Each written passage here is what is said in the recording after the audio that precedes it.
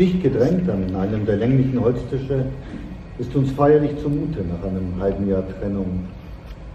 Wir werden bedient von einem alten Mann, dem Gesicht nach kein Verwegener. Aber eines Abschieds vertraute er mir an, es gehe ihm schon gut, wenn er nicht das Bedürfnis verspüre, sich mit einem Messer in die Hand zu stechen.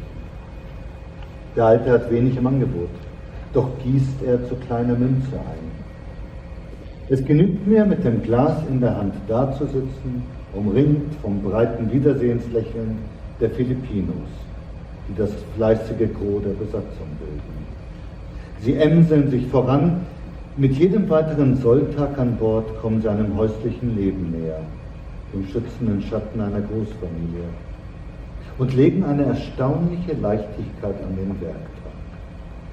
Sie werden mir ein Rätsel bleiben. Ushuaia kann ihrer Stimmung nichts anhaben. Nicht die pochenden Erinnerungen, nicht das Echo der Schlechtereien. Auf dieser Frequenz sind sie taub. Das ist Teil des europäischen Erbes. Das sind Wundmale des weißen Mannes. Sie lassen sich durch diesen Ort treiben, wie durch all die anderen geschändeten Orte auf unserer Expedition. Sie scheinen kaum den Boden zu berühren, wenn sie überhaupt Land betreten. Das trennt uns. Wir haben keine gemeinsame Vergangenheit. Was mich lähmt, scheint sie mit Leben zu erfüllen.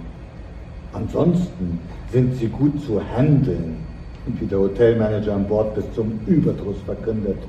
Und er meint damit viel besser als die widerspenstigen Chinesen. So, als hätte er sie persönlich abgerichtet, so arbeitsam, so geduldig, so zahm.